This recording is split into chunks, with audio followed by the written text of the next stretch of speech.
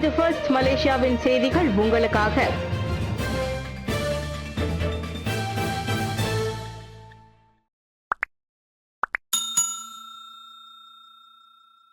ஆறு கோடி ரிங்கிட் நிதி ஒதுக்கீட்டில் இவ்வாண்டு 5 மக்கள் நலத்திட்டங்களை முன்னெடுக்கும் மித்ரா. அரசாங்கத்தின் இந்திய சமூக உருமாற்ற பிரிவான மித்ரா இவ்வாண்டு முதல் கட்டமாக நடத்துவதற்காக பல மக்கள் நலத்திட்டங்களை வரைந்துள்ளது. அத்திட்டங்கள் தொழில் முனைவு மற்றும் தொழில் வாய்ப்பு, மனித மூலதனம், சமூக வளர்ப்பும் ஆகிய 3 முக்கிய அம்சங்களில் கவனம் செலுத்தும். தொழில் முனைவு திட்டத்தின் கீழ் 654 இந்திய இளைஞர்களை கனரக லாரி ஓட்டுநர்களாக உருவாக்கி அவர்களின் வருமானத்தை பெருக்க உதவுவதற்காக 15 லட்சம் ரிங்கிட் ஒதுக்கப்பட்டுள்ளது. மனித மூலதனத்தின் கீழ் சுமார் 4545 தனியார் பாலர் பள்ளி மாணவர்களுக்கு 1 கோடி ரிங்கிட்டில் நிதியுதவி வழங்கப்படும். 4 முதல் 6 வயதிலான மலேசிய இந்திய சிறார்களுக்கு ஆரம்ப கல்வி வாய்ப்பு கிடைப்பதை உறுதி செய்வதுடன் 2024-2025 பள்ளி தவணைக்கான B40 குடும்பங்களின் சுமையை குறைப்பதையும் அது நோக்கமாக கொண்டுள்ளது. நின்று செல்லும் பேருந்து சேவை இனி இளஞ்சிவப்பு நிறத்திற்கு மாறுகிறது. நெகிரி செம்பிலானில் தொடக்கம். நாடு முழுவதும் நின்று செல்லும் பேருந்து சேவை இனி இளஞ்சிவப்பு வர்ணத்திலான புதிய பேருந்துகளுக்கு மாறவுள்ளது. பொது பேருந்து பொது போக்குவரத்து முறை மீதான உருமாற்ற திட்டங்களின் ஒரு பகுதியாக இது அமைவதாக போக்குவரத்து அமைச்சர் அந்தோனி லோக் தெரிவித்தார். எனவே புதிய சேவை வழங்குனர் கட்டாயம் அப்புதிய பேருந்துகளை தயார் செய்திட வேண்டும், இல்லையில் நடவடிக்கைக்கு ஆளாக வேண்டி வரும் என அவர் எச்சரித்தார். இளஞ்சிவப்பு வர்ணம் கலகலப்பான சூழலை பிரதிபலிக்கும் என அதன் புதிய வடிவமைப்பாளர் பரிந்துரை செய்தார். முன்பிருந்தவையெல்லாம் சற்று அடர்த்தியான வர்ணத்தில் வசீகரமின்றி இருந்த காரணத்தினால் புதிய பேருந்துகளை பிரகாசமான வர்ணத்திற்கு மாற்றியுள்ளோம். தூரத்தில் வரும்போதே பேருந்துகளை பயணிகள் அடையாளம் கண்டு கொள்ளவும் அது எளிதாக அமையும் என அமைச்சர் சொன்னார். தொடக்கமாக நெகிரி செம்பிலானில் அறிமுகமாகியுள்ள இந்த பேருந்து உருமாற்ற திட்டம் தீபகற்பத்தில் ராபிட் கேஎல் பேருந்து சேவையில் உள்ள கோலாலம்பூர், ஸ்லாங்கூர், பினாங்கு தவிர்த்து மற்ற அனைத்து மாநிலங்களுக்கும் பின்னர் விரிவுபடுத்தப்படும். ஜொஹூர் மிருக காட்சி சாலை ஆகஸ்ட் 31 மீண்டும் திறக்கப்படுகிறது. 1 மாத காலத்திற்கு சலுகை விலையில் டிக்கெட்.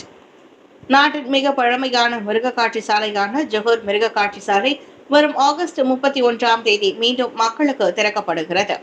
மாநில மந்திரி பெசார் டாக்டர் ஒன் ஹாஃபிஸ் கசி அந்நற்செய்தியை அறிவித்துள்ளார். ஆகஸ்ட் 28 நடைபெறவுள்ள ஜொஹூர் மிருக காட்சி சாலையின் அதிகாரப்பூர்வ திறப்பு விழாவிற்கு மாநில இடைக்கால சுல்தான் துங்கு மகோதா இஸ்மாயில் சிறப்பு வருகை புரிவார். ஜொஹூர் அரண்மனையின் வளர்ப்பு விலங்குகளான வரிப்புலி, தாபீர், சூரிய கரடி போன்றவை மிருக காட்சி சாலைக்கு பரிசாக கொடுக்கப்பட்டுள்ள தகவலையும் எம்பி பகிர்ந்து கொண்டார். தரம் உயர்த்தும் பணிகளுக்கு பிறகு மிருக காட்சி சாலை மீண்டும் திறக்கப்படுவதை கொண்டாடும் விதமாக 1 மாத காலத்திற்கு நுழைவு கட்டணத்தில் பெரியவர்களுக்கு 50 விழுக்காடு கழிவு சலுகை வழங்கப்படும். அதுவே சிறார்கள் என்றால் 1 மாதத்திற்கு நுழைவு இலவசம் என டாக்டர் ஒன் ஹாஃபிஸ் கூறினார். சலுகை காலம் முடிந்ததும் பெரியவர்களுக்கு நுழைவு கட்டணமாக 10 ரிங்கிட்டும் சிறார்களுக்கு 5 ரிங்கிட்டும் விதிக்கப்படும். வெளிநாட்டினருக்கான நுழைவு கட்டணம் 30 ரிங்கிட் ஆகும். காலை 9 மணி முதல் மாலை 6 மணி வரை மிருக காட்சி சாலை திறந்திருக்கும். கடைசி டிக்கெட் மாலை 5 மணிக்கு விற்கப்படும். குவாந்தானில் இல்லத்தரசி இறந்து கிடந்தார். மாமனார், மாமியார் உள்ளிட்ட 4 விசாரணைக்காக தடுத்து வைப்பு. பஹாங் இன்ட்ரா மகோதாவில் 28 வயது பெண் காணாமல் போய் கழுத்து நெரிக்கப்பட்ட தழும்புகளுடன் வீட்டின் படுக்கை அறையில் இறந்து கிடந்த சம்பவத்தில் வீடு அடைக்கப்பட்ட தடயங்கள் எதுவும் கண்டறியப்படவில்லை. ஆனால் அந்த இல்லத்தரசியின் கைபேசியும் கார் சாவியும் காணாமல் போயிருப்பது விசாரணையில் தெரிய வந்துள்ளதாக குவாந்தான் மாவட்ட போலீஸ் தலைவர் வான் ஜொஹாரி வான்புசு தெரிவித்தார். வீட்டில் பொருத்தி இருந்த சிசிடிவி கேமராவையும் காணவில்லை. சந்தேக நபர் அதை கழற்றி கையோடு கொண்டு சென்றிருக்க வேண்டும் என அவர் சொன்னார். எனினும் இறந்து போன பெண்ணின் மற்ற தனிப்பட்ட பொருட்கள் எதுவும் தொடப்படவில்லை. சந்தேக நபரை அடையாளம் கண்டு சம்பவத்திற்கான காரணத்தை கண்டறிய ஏதுவாக குடும்ப உறுப்பினர்கள் உள்ளிட்டவர்களிடம் தற்போது விசாரணை நடத்தப்பட்டு வருகிறது. இறந்து போன பெண்ணின் சீன நாட்டு கணவர், தந்தை, மாமனார், மாமியார் என 4 ஆகஸ்ட் 21 வரை விசாரணைக்காக தடுத்து வைக்கப்பட்டுள்ளனர். மனைவி சுயநினைவற்ற நிலையில் கிடப்பதை புதன்கிழமை இரவு 7:30 மணி அளவில் கணவர் கண்டறிந்தார். விமான பயண சேவை பாதிப்புக்காக பயணிகளிடம் மன்னிப்பு கோரிய வான் போக்குவரத்து குழுமம். அண்மையில் மாஸ் ஏர்லைன்ஸ் ஃபயர்ஃப்ளை விமான பயண சேவைகள் பாதிக்கப்பட்டதற்காக மலேசிய வான் போக்குவரத்து குழுமம் வாடிக்கையாளர்களிடம் மன்னிப்பு கோரியுள்ளது. மோசமான வானிலை, தொழில்நுட்ப நெருக்கடி, ஆட்பலம், விமான கையிருப்பு பற்றாக்குறை, பெருந்தொற்று பிந்தைய சவால்கள் உள்ளிட்ட காரணங்களால் நடப்பில் விமான சேவை பாதிப்புற்றிருக்கிறது. இதனால் பயணிகளுக்கு ஏற்பட்டுள்ள அசௌகரியங்களை எங்களால் புரிந்து கொள்ள முடிகிறது. அவற்றை களைய உரிய நடவடிக்கைகள் மேற்கொள்ளப்பட்டு வருவதாக எம்ஏஜி குழுமத்தின் நிர்வாக இயக்குநர் டத்தோ கேப்டன் இஸ்லாம் இஸ்மாயில் அறிக்கையில் தெரிவித்தார். அண்மையில் சுபாங் சுல்தான் அப்துல் அசீஸ் ஷா விமான நிலையத்தில் ஃபயர்ஃப்ளை விமான பயணங்களில் தாமதம் ஏற்பட்டுள்ளதாக புகார்கள் எழுந்துள்ளன. அதே சமயம் KLIA-வில் மலேசியா ஏர்லைன்ஸ் விமான பயணமும் தாமதமடைந்ததாக சமூக ஊடகங்களில் செய்தி வைரலானது. சில விமான பயணங்கள் ரத்தானதாகவும் கூறப்பட்டது. இணைய வங்கி சேவை பாதிப்பால் நஷ்டமா? இழப்பீடு கோரி வங்கிகளை வாடிக்கையாளர் நேரடியாக தொடர்பு கொள்ளலாம். இணைய வங்கி சேவை பாதிப்பால் நட்டமடையும் வாடிக்கையாளர்கள் அதற்கான இழப்பீடு கோர வங்கிகளை நேரடியாக தொடர்பு கொள்ளலாம். அவ்விவகாரத்தை மற்ற அதிகாரப்பூர்வ வழிகளின் கவனத்திற்கும் கொண்டு செல்லலாம் என பேங்க் நிகேரா ஆளுநர் டத்தோ அப்துல் ரஷீத் காஃபிர் தெரிவித்தார். ஒருவேளை வங்கிகளுக்கும் வாடிக்கையாளர்களுக்கும் இடையில் பிரச்சினை தீர்க்கப்படவில்லை என்றால் ஒம்பட்ஸ்மன் போன்ற வழிகளை பயனர்கள் நாடலாம் என்றார் அவர். முன்னதாக இணைய வங்கி சேவையில் நீடித்த இடையூறுகள் காரணமாக இரு பெரும் வங்கிகளான மேபேங்க், CIMB-க்கு மொத்தமாக 50 லட்சம் ரிங்கிட்டிற்கு மேல் அபராதம் விதிக்கப்பட்டது. அதில் மேபேங்கிற்கு 43 லட்சம் ரிங்கிட்டும், CIMB-க்கு 7,60,000 ரிங்கிட்டும் பேங்க் நிகராவால் அபராதமாக விதிக்கப்பட்டன. அரசு ஊழியர்களின் சம்பள உயர்வு அறிவிப்பால் பொருட்கள் விலை உயர்வா? கண்காணிப்பை கடுமையாக்கும் வாழ்க்கை செலவின அமைச்சு. அரசு ஊழியர்களின் சம்பள உயர்வு குறித்து அறிவிப்பு வெளியாகியுள்ளதை அடுத்து விலைவாசி உயர்வு சாத்தியத்தை அரசாங்கம் அணுக்கமாக கண்காணிக்கும். அவ்வறிவிப்பை சாக்காக வைத்து பொருட்களின் விலைகளையும் சேவை கட்டணங்களையும் வியாபாரிகள் உயர்த்தாதிருப்பது உறுதி செய்யப்படும் என உள்நாட்டு வாணிபு மற்றும் வாழ்க்கை செலவின அமைச்சர் டத்து அர்மிசான் முகமது அலி தெரிவித்தார். அரசு ஊழியர்களின் சம்பள உயர்வுக்கும் வியாபார செலவினங்களுக்கும் சம்பந்தம் இல்லை. எனவே விலைகளை உயர்த்தினால் வியாபாரிகள் மீது நிச்சயம் நடவடிக்கை பாயும் என அமைச்சர் எச்சரித்தார். சம்பள உயர்வு வரும் டிசம்பர் 1ஆம் தேதி தொடங்கிதான் அமலுக்கு வரும் என்றாலும் அப்பட்டமாக தெரியக்கூடாது என்பதற்காக சில வியாபாரிகள் இப்போதிலிருந்தே விலைகளை உயர்த்தும் சாத்தியத்தை மறுப்பதற்கில்லை. ஆகவே கடுமையாக கண்காணிப்பும் அமலாக்க நடவடிக்கைகளும் விரைந்து தொடங்கப்பட வேண்டியுள்ளதாக அவர் சொன்னார். வெள்ளிக்கிழமை காலை அரசு ஊழியர்களுக்கு 15 விழுக்காடு மற்றும் 7 விழுக்காடு சம்பள உயர்வை அறிவித்த பிரதமர் டத்து ஸ்ரீ அன்வார் இப்ராஹிம் அதை சாதகமாக பயன்படுத்தி பொருட்கள், குறிப்பாக உணவுகளின் விலைகளை உயர்த்த வேண்டாம் என வியாபாரிகளுக்கும் கடைக்காரர்களுக்கும் நினைவுபடுத்தினர். நியூகாசல் யுனைடெட் அணியை வாங்குவதற்காக வங்கிகளிடம் மோசடி. சிங்கப்பூர் தொழிலதிபருக்கு சுமார் 16 ஆண்டுகள் சிறை. இங்கிலாந்தின் பிரபல கால்பந்து கிளப்பான நியூகாஸ்டல் யுனைடெட் வாங்கும் முயற்சியில் போலி ஆவணங்கள் மூலம் வங்கியில் மோசடியில் ஈடுபட்ட சிங்கப்பூர் தொழிலதிபருக்கு சுமார் 16 ஆண்டுகள் சிறை தண்டனை விதிக்கப்பட்டுள்ளது. நியூகாஸ்டலின் பங்குதாரர்களுக்கு பெரும் பணம் கொடுக்க வேண்டி இருந்ததால் 6 வங்கிகளிடம் நெல்சன் லோ கடன்களுக்கு விண்ணப்பித்துள்ளார். ஆனால் அங்குதான் அவரின் தில்லாலங்கடி வேலையே தொடங்கியது.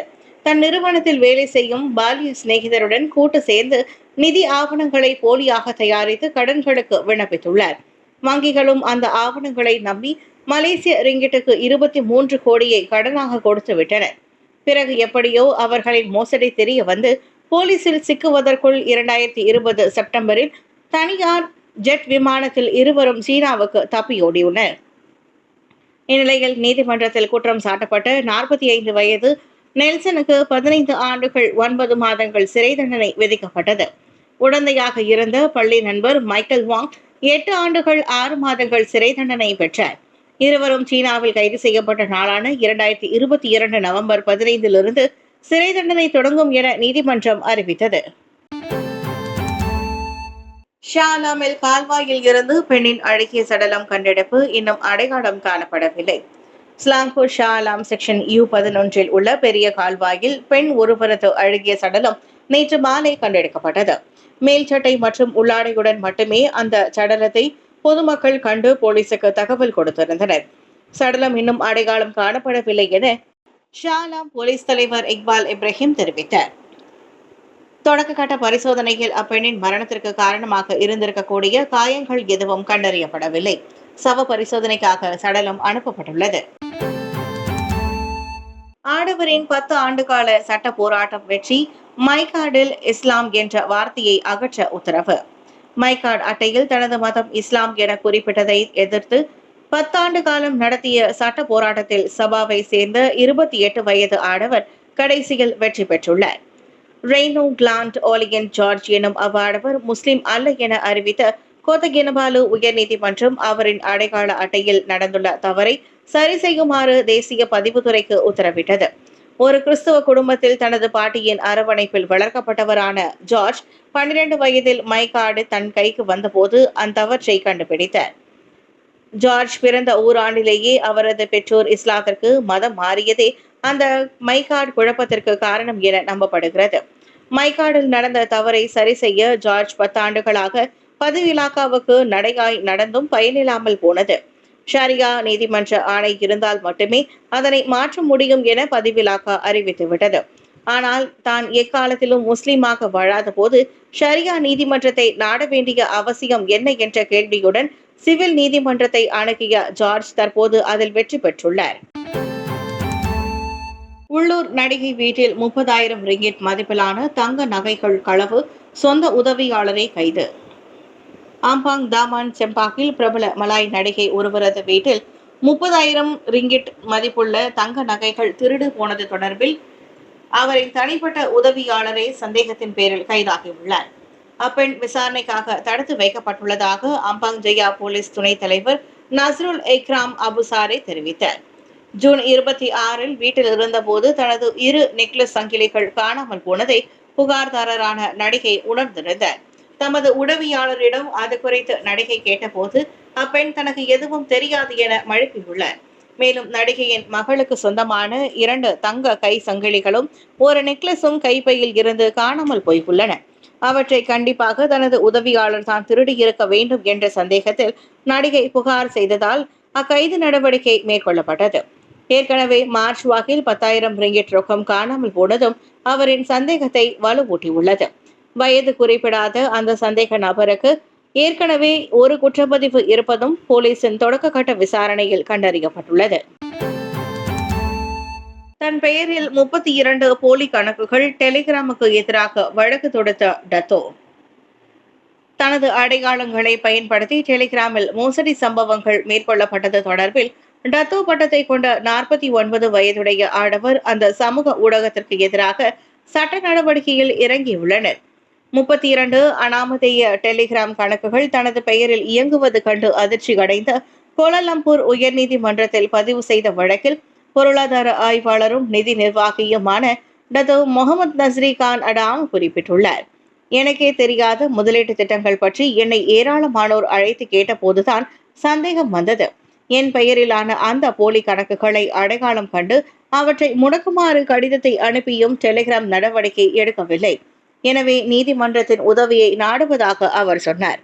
நான் ஆயிரக்கணக்கில் முதலீட்டு திட்டங்களை முன்னின்று நடத்தியுள்ளேன். ஆஸ்ட்ரோ அவானி ஊடகத்திலும் போட்டிகளை தொடங்கியுள்ளேன். இப்படி இருக்க டெலிகிராமில் என் பெயரை மேற்கொள்ளப்படும் ஆள் மாறாட்டங்களால் என் பெயருக்கு களங்கம் ஏற்படுவதோடு நம்பகத்தன்மையும் கேள்விக்குறியாக்கப்படுகிறது என டத்தோ நஸ்ரி கூறிக்கொண்டார்.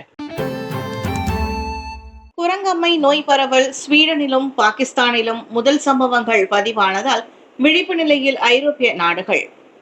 உயிர்கொல்லி தொற்று நோயான குரங்கம்மை பாதிப்பை எதிர்கொள்ள ஐரோப்பிய நாடுகள் தயாராக வேண்டும் என உலக சுகாதார நிறுவனமான WHO எச்சரித்துள்ளது.